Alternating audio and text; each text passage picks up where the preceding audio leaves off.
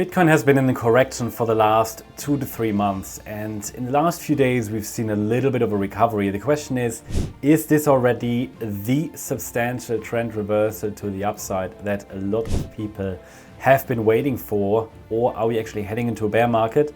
We want to talk about that today. We want to talk about some indicators and our Elliott Wave structures. Let's go.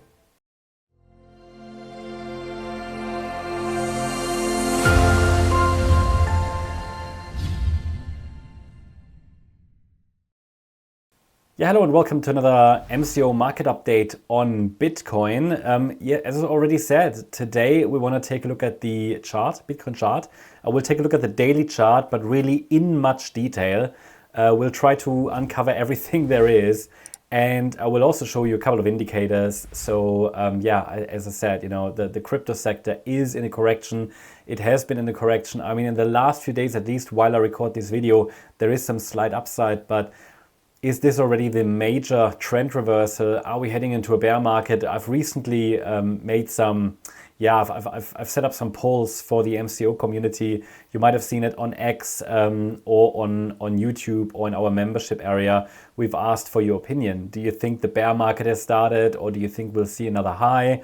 And really split opinions. I mean, I get the feel that the MCO community is still a little bit more bullish than bearish, but it really is nearly 50-50. So it is interesting. And then, especially in the current price situation, has a local low been established? That's been 50-50 as well. So you see the uncertainty in the market is very high. And I'd say, well, take a look at some indicators first. What I want to show you is what Glassnode have said in their last report, and that's very much in line with what I just said. There are a couple of indicators they share. One is the hot supply. So that's basically short-term trading. That's active addresses and so on. What plays in here is just, is there a lot of appetite for trading and activity really, right? And you can see that has been reducing, and it's been going down, since you could say end of the year, December, January. So that appetite to invest, to trade, to move coins overall, that has significantly reduced. And we see that when we look at YouTube videos, people are less interested, and also it shows the uncertainty in the markets because people don't know, should I get positioned already? If there was less uncertainty, you would see a clear direction. You would see that people get interested again. You would see that people get positioned. They plan their positions. We don't see that yet. That might pick up in the next few days or so. The other indicator as well is the exchange inflow breakdown, which also shows, you see here that tendency, that decline. It shows that exchange inflows have contracted across recent months. So they've gone down significantly. I think they do mention it here. Inflows across all exchanges have declined from 85.6K BTC per day at the market peak to the current value of 26.9K Bitcoin per day. Okay, so 26,900 BTCs per day. That's a decline of over 54%. And again, this aligns with the decline in aggregate investor sentiment and market capital inflows or flows noted previously. So up here, right? So there's just less interest among investors, traders at the moment. There's just less coins being moved. At the same time, you can say that exchange inflows, I mean, it is essentially that will pick up when there is a lot of movement, right? And that when prices go up again, people will start to take profits again. But for now, it just shows there's very little interest overall to make really decisions because there's a lot of uncertainty. Feels like the crypto sector was kind of shocked by that decline that happened actually in January. From an Elliott Wave point of view, I would even argue, and this is our live chart, from an Elliott Wave point of view, I would even argue that the correction started already in December, at least from a bullish point of view. And as I said, we'll take a look at this chart in much detail. So first of all, from an Elliott Wave point of view, and I want to talk about strategy a little bit as well, not just chart, a little bit strategy, a little bit of tactics. It's always important to understand, at least from an Elliottian point of view, from an Elliott Wave point of view, what is the main support area that needs to hold to keep the current thesis alive. And I still have a bullish thesis. At least the chart still allows for higher prices. And I think it is very clear that the market overall has arrived at a key spot. Altcoins as well, they're very, very deep in support levels. We start to see the first indications of upside reversals, but this is all still very, very weak. Still though, the question is always, what is my main support level, sentiment-based level, based on Fibonacci? What is that level that keeps the current thesis, basically the currently bullish thesis alive, right? That's the white scenario. And that level has been for the last few months, I mean, already since December, since we've entered that area around 104, 105K, it's been around 69K. I remember that I already warned about that kind of 20-25% correction. I think it was November. I was a little early. And then there was only a shallow pullback. And then we thought, okay, maybe it's forming rather a triangle than a pullback. But that support area was always on the chart. So what we always suggest people do is, at least if you follow the analysis, you can follow other analysts, whatever. But if you follow the analysis, even if you follow two analysts, you can always see, okay, are they both bullish? First of all, if they're both bullish, it doesn't mean the market has to play out like that. No, it's more about, okay, two bullish scenarios. One support area is maybe a little lower than the other one. So it makes sense to use the support area that's a bit lower because it is the main area for risk management. So it could be that the one analyst that is a bit more directly bullish, where the support area is a little closer, maybe he's wrong. So what if the price dips below that area and holds the support area of the, let's say, bit more bearish analyst, where just the support area is just a little bit lower? It just means there's a bit more space. Example, maybe one analyst only uses the 50% retracement, the other analyst the 61.8.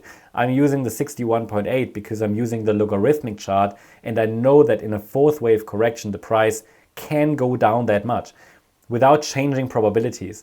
So it's just important to understand, okay, even if you follow different analysts, understand what are the key pivots, where do they flip bearish, and then just have to make the decision, okay, which area do you trust?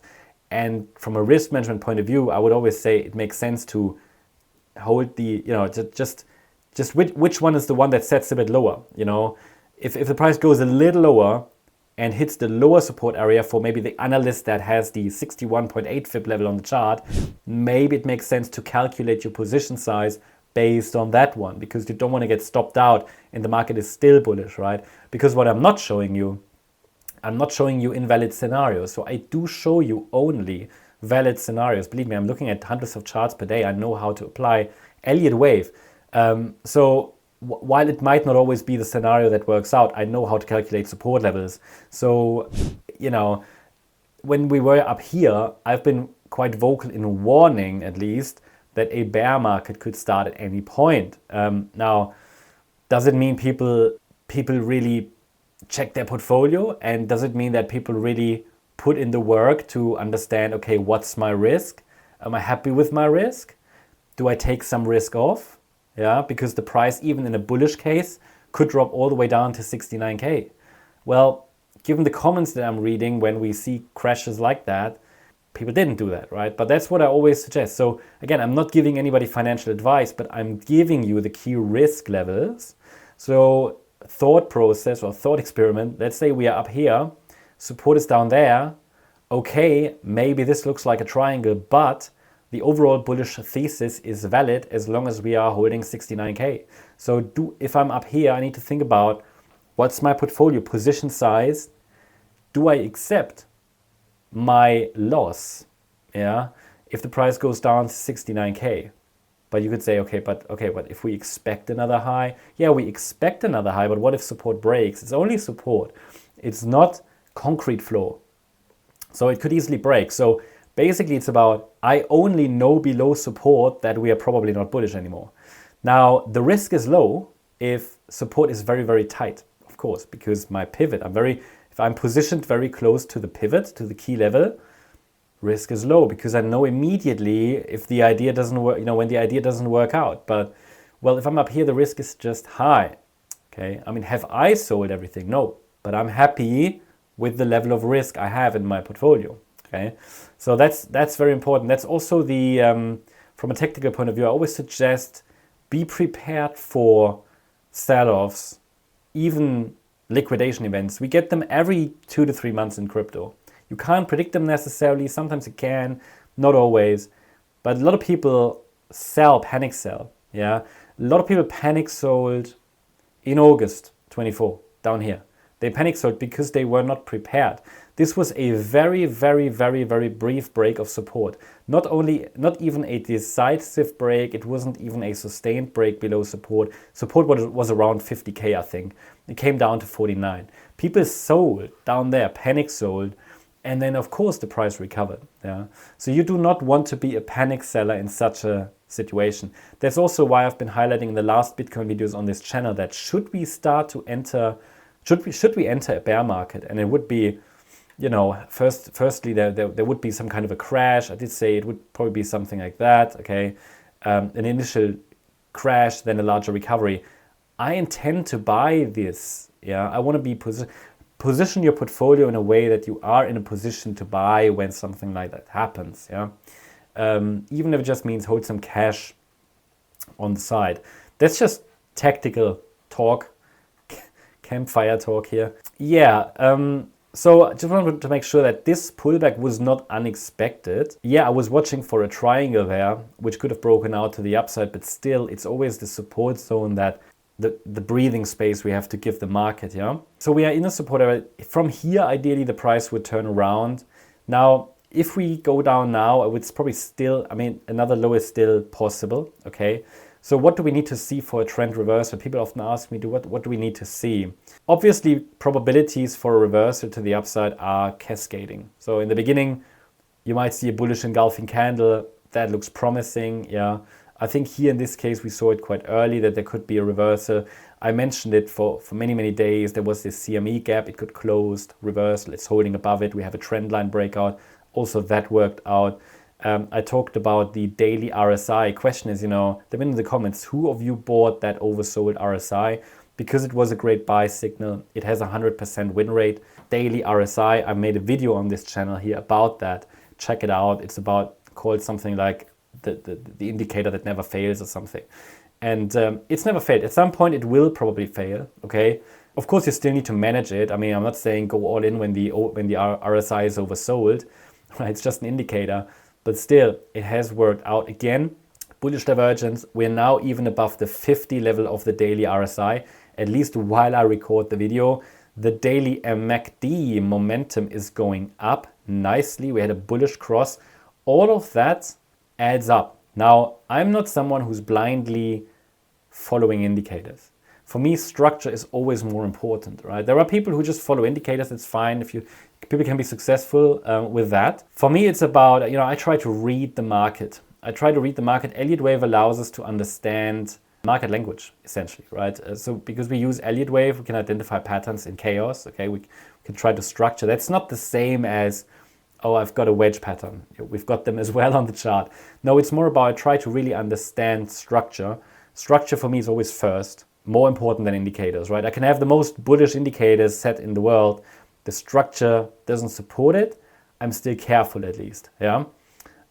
This is the case at the moment, right? We have bullish indicators. I think there are many, which is quite simple and yeah, straightforward. If the market is really in an extreme condition, which it was oversold. You might remember the fear and greed index was at 10, I think, down here somewhere. So really extreme conditions, and there's no surprise that the market gives us a rebound, but we need 5 waves up, and that's what we need to see for a trend reversal. So what I'm typically tracking for reversals, I need to see a first break above initial resistance. That happened. That was can't even remember what that level was, 84,500 or something. Done. That's the first step. But for confirmation, I need 5 waves above resistance. I don't have 5 waves yet. You see it here. We have 3 waves. We might be in the late stages of that 3rd wave. I want to see another 4-5 pattern. When I get these 5 waves, then there could be a pullback that follows afterwards. There should be, okay? Especially with 5 waves, I would expect the pullback to be corrective, which means it should hold a higher low. To explain some of these structures, I'm uploading regularly tutorials to this channel, so check them out as well. But the B wave should be a higher low. To answer some questions, I get them all the time. Can we already say where the B wave will land? No, unfortunately not, because I can only measure that once I have a top in wave A. Looks to me as if this wave A, if it really follows through, could reach the area around 94, 95K. At the same time, if we go higher, and this move up is not impulsive. It's not impulsive. That's a warning. So that's why I said the structure doesn't yet really support any aggressive upside. We don't see impulsive price action. Maybe here and there on the micro level, but not on the larger time frame. So I'm still careful. I've got this trend line as well. But if I see anywhere now 5 wave movements to the downside, that would be a big warning, because with a 5 wave move down, it could indicate that in the red scenario that B wave has topped and we are starting to break down. And if you really want to see more about the what could happen in the next bear market, I encourage that you check out the previous video where I covered 2 scenarios for the next bear market, or a large correction at least. So main focus for me is at the moment to track the micro structures, which I do every single day on the Morecryptoonline channel. If you don't know that one, check it out. You get daily updates about Bitcoin intraday. In our membership, there are even more. So the gold membership that you can sign up for on our website, mcoglobal.com, it gives you additional updates and so on. Like you get access to the Tradingview live charts and much more. Again, you find the link to all of that in the video description. But this here is just a daily chart. But yeah, as I said, my focus is on the micro to understand, do we get 5 waves up? Do we actually hold support levels? And the break of support on the micro isn't surprising as long as we don't have 5 waves up. So I just want to make sure it's clear that this can easily still fail.